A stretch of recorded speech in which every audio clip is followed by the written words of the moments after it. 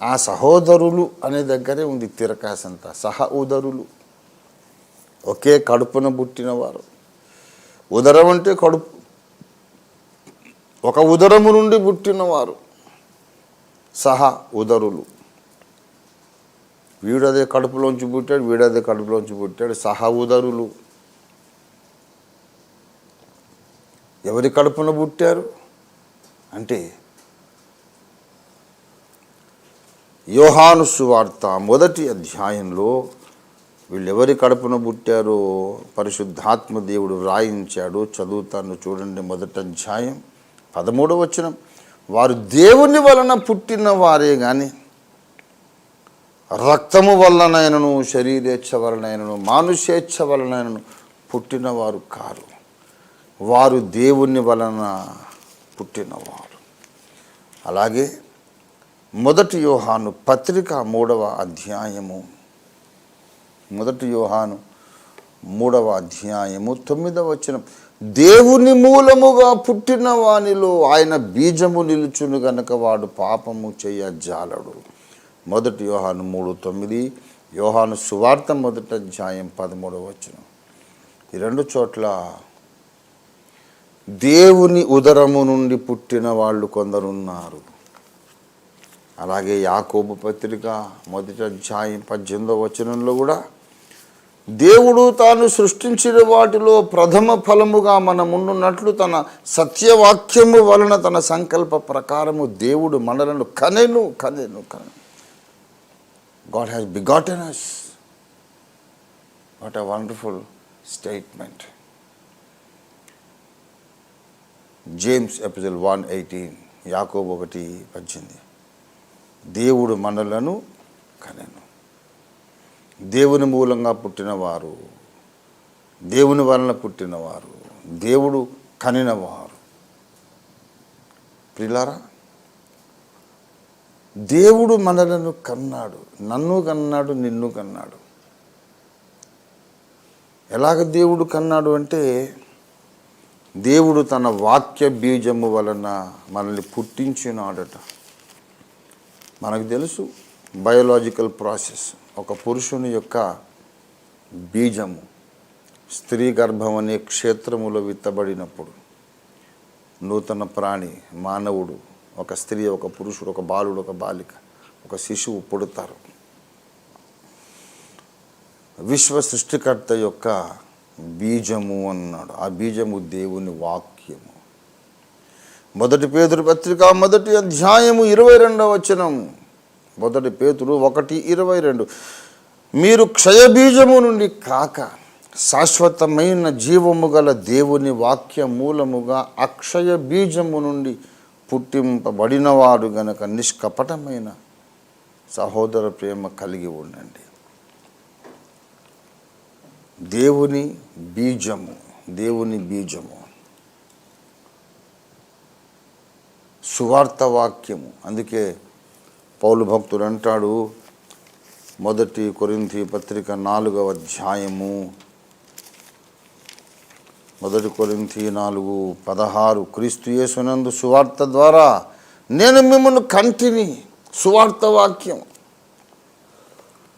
సువార్త వాక్యాన్ని మనం విన్నాం, నమ్మాం, మనలో నూతన జీవం ఉత్పన్నమైనది. దేవుని మూలంగా పుట్టించబడ్డాము.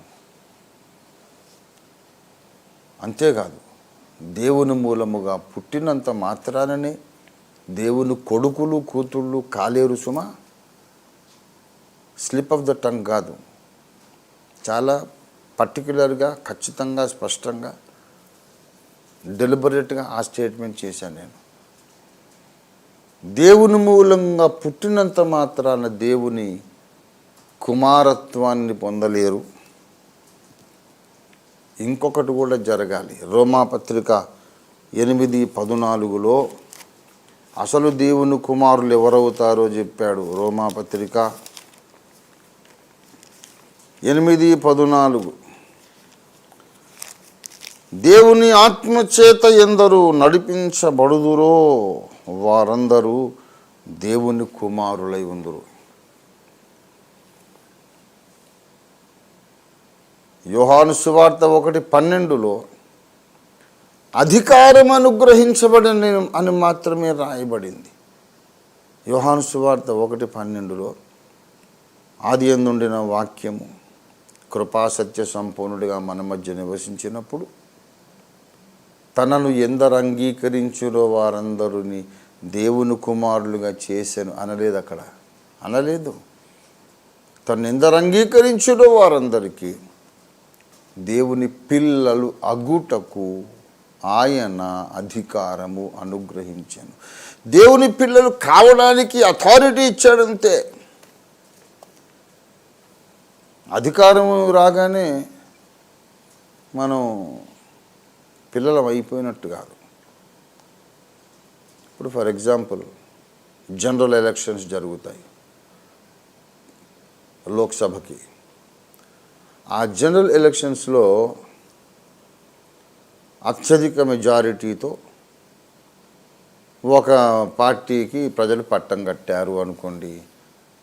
ఆ పార్టీ పెద్దలందరూ లోక్సభలో తమ నాయకునిగా ఒక నాయకుడిని ఎన్నుకుంటారు. ఎంపీలలో ఒక అతన్ని ఎన్నుకుంటారు. ఇక నెక్స్ట్ అతడు వుడ్ బి ప్రైమ్ మినిస్టర్. అతడే భారీ మెజారిటీతో గెలిచినటువంటి పార్టీ తమ నాయకునిగా ఒక ఎంపీని ఎన్నుకున్నది. ఇంకా అతనే ప్రధానమంత్రి. కానీ ఇంకా ప్రధానమంత్రి కాలేదు. ప్రధానమంత్రి కావడానికి అధికారము మాత్రమే అతనికి వచ్చింది. కానీ అతన్ని ప్రమాణ స్వీకారం చేయిస్తారు. ప్రమాణ స్వీకారం చేసినప్పుడు అప్పటి నుండి అతడు భారతదేశ ప్రధాని. ఫుల్ ఫ్లెడ్జ్డ్గా తన కార్యాలు తను నిర్వహించుకోగలుగుతాడు. ఓ చిన్న ఫార్మాలిటీ అది జరగాలి. లేకపోతే అధికారం పొంది కూడా మనం పొందిన అధికారం కూడా వ్యర్థమైపోతుంది. ఓ పెద్ద మనిషి ₹1 కోటి చెక్ రాసి మనకి ఇచ్చాడు అనుకోండి. చెక్ రాసి సంతకం పెట్టేసి మనకి ఇచ్చాడు. దాని వెనక కూడా నీ సంతకం చేయించి ఎండార్స్ చేసి కూడా ఇచ్చాడు. ఎవరికి తీసుకో బాబు ₹1 కోటి. నీకేమొచ్చింది? ₹1 కోటి తీసుకోవడానికి అధికారం వచ్చింది. కానీ ₹1 కోటి రాలేదు. ₹1 కూడా రాలేదు. ఆ చెక్కు జేబులో పెట్టుకొని హోటల్లోకి వెళ్ళి కడుపు నిండా భోంచేసి బిల్లు కట్టమంటే ఏంటయ్యా ఎక్కువ మాట్లాడుతున్నావు, ఆఫ్టర్ ఆల్ ₹25 ₹50 బిల్లు అయింది, నా దగ్గర ₹1 కోటి ఉన్నాయి తెలుసా, నా దగ్గర ఏటి ఎక్కువ మాట్లాడుతున్నావు అంటే, ఈ ₹1 కోటి ఉంటే నాకెందుకు, 1,00,000 కోట్లు ఉంటే నాకెందుకండి, నా బిల్లు నాకు కట్టేసిపోండి, నా డబ్బులు నా మొహాన పడేయండి స్వామి, ఇస్తాలే ఉంది ₹1 ఇస్తాను, మరి ఇవ్వండి, ఇస్తాను ఉన్నాయి తర్వాత. అదేంటండి అలా మాట్లాడతారు, కడుపు నిండా భోజనం చేశారు, ఓ ₹50 బిల్లు అయింది, ఇవ్వచ్చు కదా, ఇదిగో చూడు ₹1 చెక్, కావాలంటే ₹50 ఏం కర్మ, నీకు అంతకంటే ఎక్కువ విలువ వస్తుంది, ఈ చెక్కు ఈ మూల కొంచెం జింపుకో, ఈ మూల కొంచెం చింపేసి ఇస్తా, ఇంత పెద్ద చెక్కు ₹1 అయినప్పుడు ఈ మూల చింపితో ఒక 1000 కాదా తీసుకో. వీడు మెంటలోడున్నట్టుంది సార్, వీడు చెక్కు చింపేసి ఇస్తాడంటున్నాడు. ₹1 చెక్కులో ఒక మూల చింపితే అది ఆ ముక్క ₹1000 కావడం కాదు, అసలు ఈ ₹1 కూడా పోతాయి. చిరిగిపోయిన చెక్కు ఎవడు అంగీకరిస్తాడు? ప్రియులారా, ₹1 చెక్కు ఉందంటే నీకు అవకాశం వచ్చింది, అధికారం వచ్చింది తీసుకోవడానికి. నీవు ఒక ప్రాసెస్లో కూడా వెళ్ళాలి, వెళ్ళినప్పుడే నువ్వు ఆ కోటిని స్వతంత్రించుకోగలుగుతావు. నీ చేతిలోకి క్యాష్ ఎప్పుడు వస్తుంది? రిమైనింగ్ ప్రాసెస్ నువ్వు చేయాలి, చిన్న ఫార్మాలిటీ చేయాలా. నువ్వు బ్యాంకుకి వెళ్ళాలి, ఈ చెక్ తీసుకొని అక్కడ సబ్మిట్ చేయాలి. ఏమండి ఇది నాకు ఇచ్చిన చెక్, ఆ పెద్ద మనిషి వాళ్ళకి అనుమానం వస్తే ఆయనకు ఫోన్ చేస్తారు, ఏం సార్ మీరు ఇచ్చారా, ఒక ₹1 చెక్ పట్టుకొని వచ్చా, మావాడేళ్ళండి నేను ఇచ్చా అని చెప్పాలి ఆయన. మీకు తెలుసా హ్యూజ్ అమౌంట్ క్యాష్ మనం చెక్ తీసుకెళ్తే బ్యాంకర్స్ ఫోన్ చేస్తారు, వాళ్ళ దగ్గర అటాచ్డ్ ఫోన్ నెంబర్ ఉంటుంది, ఫోన్ చేస్తారు, ఫోన్ చేసి ఈ చెక్ మీరు ఇచ్చిందేనా సార్, మీదేనా, ఎస్ నేను ఇచ్చాను, ఐఎమ్ సో అండ్ సో, ఇచ్చేసాడు, పర్లేదు మావాడే. కన్ఫర్మేషన్, ఎందుకంటే ₹1,00,00,000 అంటే మాటలు కాదు. వాడు అక్కడి నుంచి దొంగిలించుకొచ్చాడు, దొంగ సంతకం ఫోర్జరీ చేశాడు, తెలియదు కదా. బ్యాంకుకి సబ్మిట్ చేయాలి, బ్యాంక్ వాళ్ళ దగ్గర ఉన్నటువంటి స్పెసిమెన్ సిగ్నేచర్, ఇది మ్యాచ్ కావాలి. ఒక చిన్న స్ట్రోక్ మిస్ మ్యాచ్ అయినా సరే చెక్ పాస్ కాదు.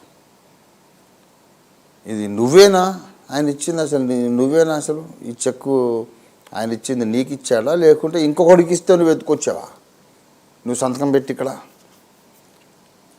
ఆ చెక్ వెనుక వైపు ఇతని సంతకాన్ని ఆ కోటీశ్వరుడు ఇతని సంతకం చేయించి పైన తన సంతకం పెట్టి ఉంటాడు. ఆ సంతకం ఇప్పుడు బ్యాంకర్ ముందు నువ్వు పెట్టే సంతకం మ్యాచ్ కావాలి, పర్లేదు. అప్పుడు నీ చేతికి ₹1,00,00,000 వస్తాయి. అవి తీసుకెళ్ళి నువ్వు తాగి తందనలాడి తిని తగలేస్తావో, ఊరి మీద చాక్లెట్లు కొని పంచుకుంటావో, లేకపోతే మంచి మంచి బట్టలు బంగారం కొనుక్కుంటావో, ఎక్కడైనా మంచి పొలము ఇల్లు కొనుక్కుంటావు, నీ ఇష్టం. ఇంకా అన్ని డిస్క్రిప్షన్.